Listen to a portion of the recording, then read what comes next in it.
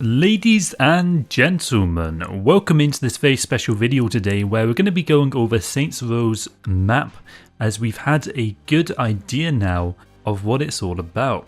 Many of you may not have even seen this before, and so this should be a really good way in order to get an idea of Saints Row's scope, size, and what the map is generally going to be like. There's a few things that we can definitely tell from the map straight off. First off, of course, it seems that the main city is in fact going to be surrounded by a huge lake. Now within this lake, there does seem to be an island in the middle called New Birmingham Island, and then we've got a bridge that's connecting both the island and also both sides of the lake to each other as well. Now of course as well, there's a few other things that we can definitely tell are going to be in here, and I'm going to name them one by one and go through them. In the bottom left we have a mall, which potentially we can use to customize a character and buy, I assume, consumables as well. Next to it we have the smelter dome, whatever that could potentially be. Perhaps some kind of arena, or that would be what I expect. Santonorium Flats, not entirely sure. We have Jasinki Park. Again, not really sure what that is. It would be difficult to say. We do also have the Museum of Santo Lieso. I wonder if that's going to be some references to previous Saints Row games added in via the museum. Probably, I'd imagine that's definitely going to be part of it at least. Moving up to the north of the map, we do also have what seems to be some kind of factory area, and I assume some kind of Spanish area as well. Then to the right we have Old Town, which has a few different blocks within it. Not really much to say there either, to be honest. There's a county fairground, which of course is going to be a fair. Panther Rock, which is probably going to, I imagine, be a huge rock. And in the bottom right again we got Smelterville, Scorpion Plant, so that's probably a nuclear power plant. Now one of the most interesting parts about this is, if you notice, there's a lot of circled areas.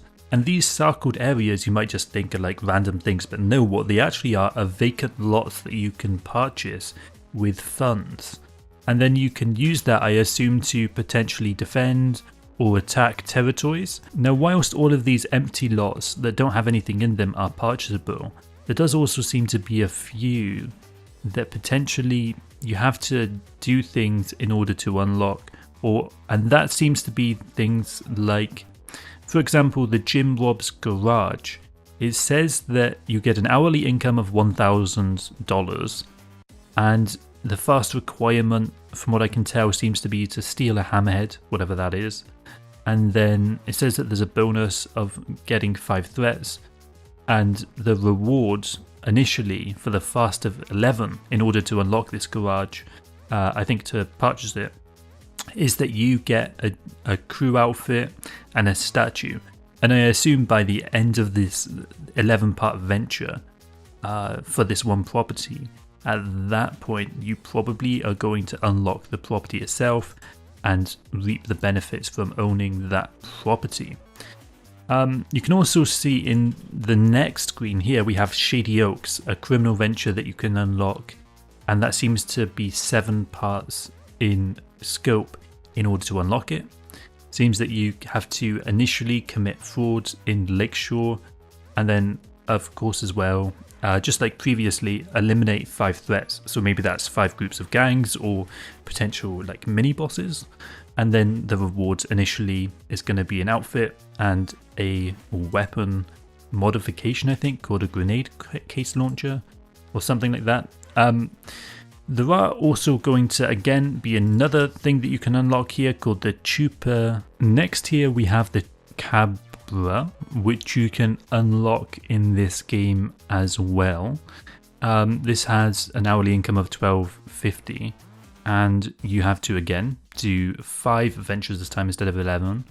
And once you initially, to unlock it, you have to steal the King Foods truck and again eliminate 5 threats. Interestingly enough here, here's one of the things that was kind of leaked because it was only highlighted for like, I swear to God, like 0.2 seconds, like a tiny amount of time, but I managed to screenshot it. What we have here is what's likely going to be the final thing that we can unlock in terms of territory once we've got a bunch of other stuff. This is a very late game territory like thing that you can unlock. And what it seems to be is that you have to get 7 criminal ventures in the city. And so those criminal ventures, from what I can tell, are going to be the previous aforementioned ventures, the territories that you unlock. And once you've done that, then you can unlock this. And for that, you get some kind of weapon modification called the Saint's Blade. And you also get 2 cars called the Saint's Raycaster and the Saint's Gargantua, which I assume is a rather large truck or some kind of other vehicle like that. I really like that this kind of feels kind of like an American map in a way. Here's another vacant lot as well, by the way. And here, when we pause on this screen, we can see that there's 4 different unlocked places that we know that we can buy initially. Here, highlighted is a toxic dumping ground for waste. I don't know what you could convert that into in terms of money. And then at the bottom, we can also see 2 more called the Chupacabra and Jim Rob's Garage. And then notice a lot of them are locked. So those are ones that potentially aren't even circled yet, that we don't really know what we can do with. And that's, of course, likely on top of also having those properties that don't have anything on them, which maybe they could be player houses or something customizable, not entirely sure. Also, for a quick second, they did show something called the Cutting Edge, which costs $400,000, and it reads as follows: create the future of fashion with iconoclast designer Edith Hunt. Her visions inspire new material for customization.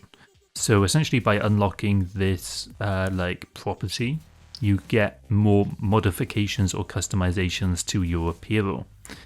There are, of course, multiple other ones that they did not highlight, and I genuinely look forward to going through all of this side mission kind of content and seeing what it's all like, because it does look like there's actual fun parts of this game beyond just the main story. And as I did look at this map, actually, I was surprised by the different stuff that we kind of got a peek at simply by watching. I also would love to hear, by the way, in the comments, is there anything else you know? And also, what do you think so far about all of this? And to those that don't know already, you do benefit a lot from subscribing, because I'm releasing Saints Row videos up until the release every other day. And all of them are unique, good videos like this about a separate topic. So I encourage you to subscribe. It helps the channel a bunch too. So subscribe to the channel. Have a great day. I'm out. GG and bye-bye.